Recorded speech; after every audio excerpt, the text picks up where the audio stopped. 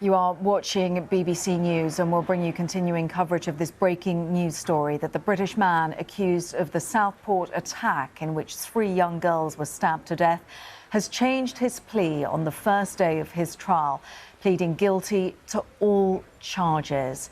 Axel Rudakubana, who is 18, pleaded guilty at Liverpool Crown Court to murdering 3 young girls. He also pleaded guilty to the attempted murder of 8 other children and to the attempted murder of Leanne Lucas and Jonathan Hayes. Well, Alice da Silva Aguiar, who was 9 years old, Bebe King, who was 6 years old, and 7-year-old Elsie Dot Stancombe was stabbed to death at that Taylor Swift-themed dance class on the 29th of July in 2024. A distressing story, so just to warn you, some of the next details in the report may be upsetting. In this report from our special correspondent, Judith Moritz.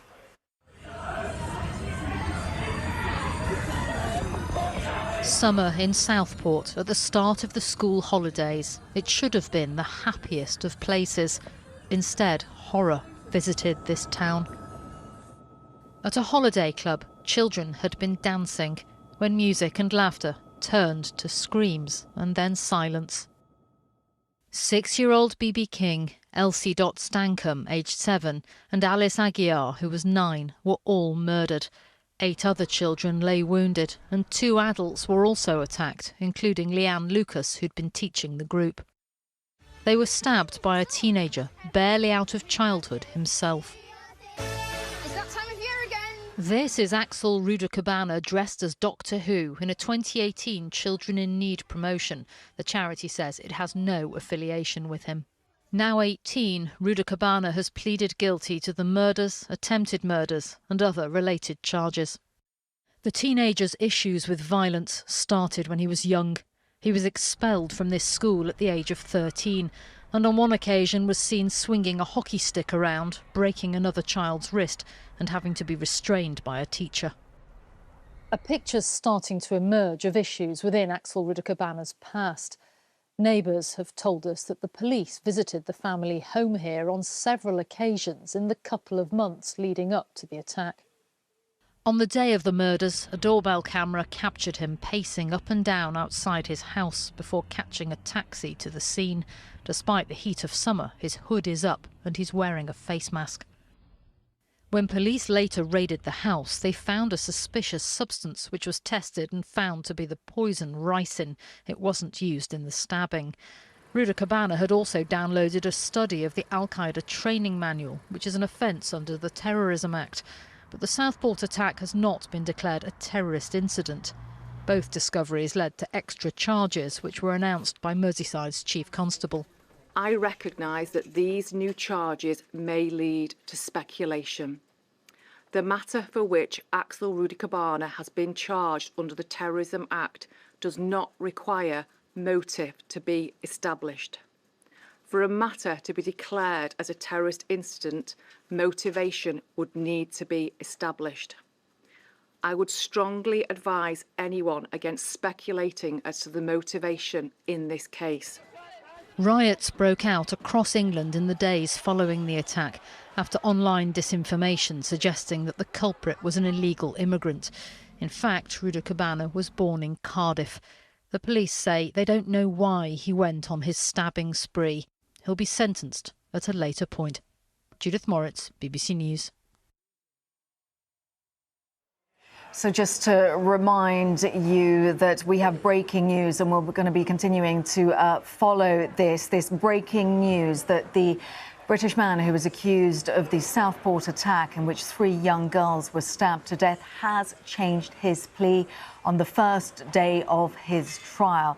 Alex Rudakabana, who is now 18 years old, has pleaded guilty to all charges. Well, Nick Garnett is at Liverpool Crown Court and we can cross over there live. Nick, so just bring us up to date in terms of this breaking news that has is just coming into us now within the past few minutes.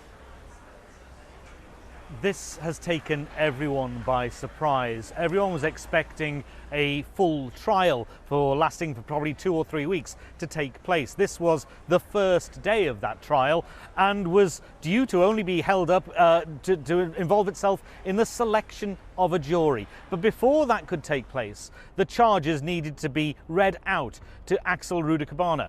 There was a delay of about 1 hour in court. It was due to start at about 10:30. At 11:30, we were allowed into court and into a special annex that has been set up because so many journalists wanted to be here today. When that started, it became very clear very quickly that Rudakabana was changing his pleas. As the charges were read out to him, the clerk of the court said, "And you are changing your plea to guilty."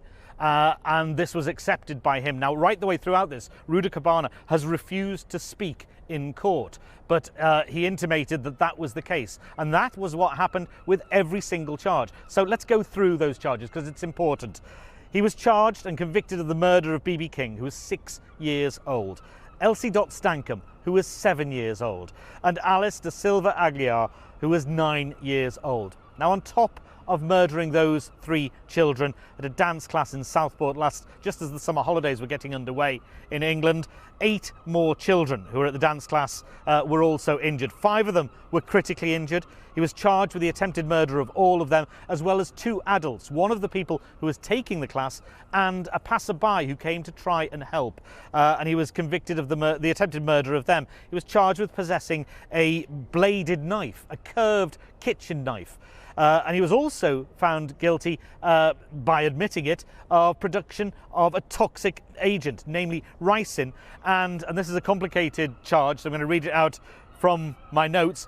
Possession of information of a kind likely to be useful to a person committing or preparing an act of terrorism, namely a PDF computer file entitled Military Studies in the Jihad Against the Tyrants, the Al-Qaeda Training Manual. Now, that was found on a computer, and he was charged with that offence in October and pleaded guilty today. Now, as the trial, as it got underway, it became clear as the charges started to change that he was pleading guilty to all of these. Now, afterwards, he went and sat down in the dock. In fact, he never stood up in the dock, I don't think.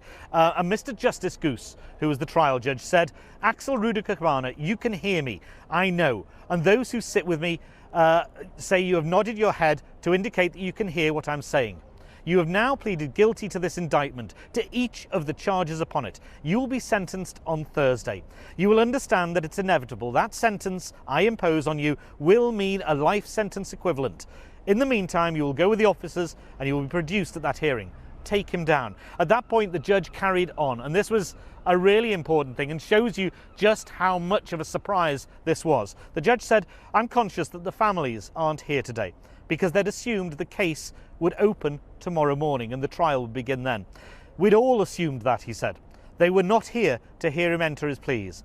Our apologies to them." So that's the court apologising to the families of the children who were murdered and those who he tried to attack and kill as well. As he said that they weren't here at this because we thought that today was simply going to be a day when the jury was sworn in, when legal argument and discussion about the case would take place. But instead, Axel Rudakabana came into court, 18 years old, a man from Banks in Lancashire, and pleaded guilty to all the charges put to him.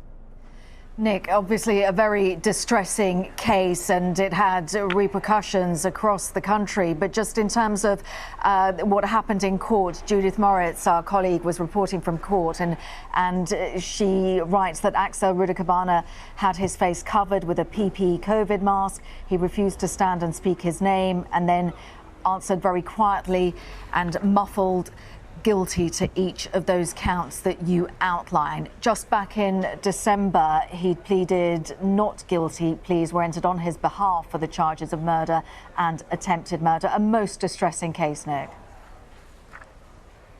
Absolutely. I mean, he has shown throughout the whole legal process disdain for everything involved. He refused to stand. He refused to take part. At one hearing that I saw him at, he rocked gently from side to side, but still would not speak to the court.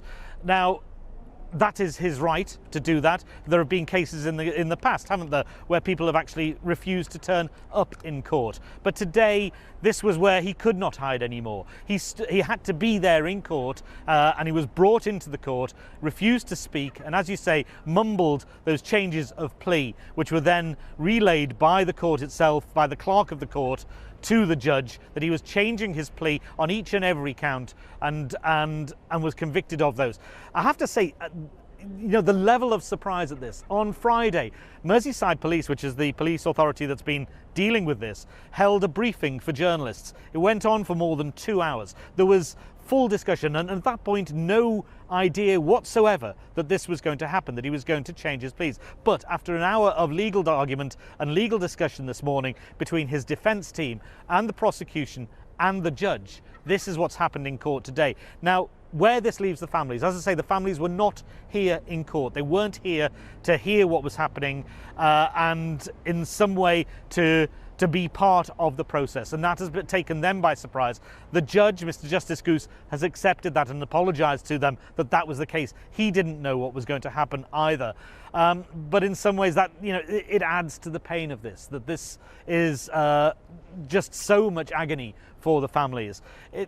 Southport is a small town. It sits on the northwest coast of England, and it's a very, very tranquil place. I'd say that mildly. It's very, very quiet, and so, you know, everybody knows people there. In the middle of the town, in one of the theatres and the civic centre in the town, there is a book of remembrance, and it is so full of people who've just travelled to the town since last summer and put their names in. There are flowers left outside still every day. There are flowers being left there. This is a town that's still hurting, that is still grieving. And now these changes of plea, well, it means that they won't have to go through the pain of hearing exactly what happened on that day.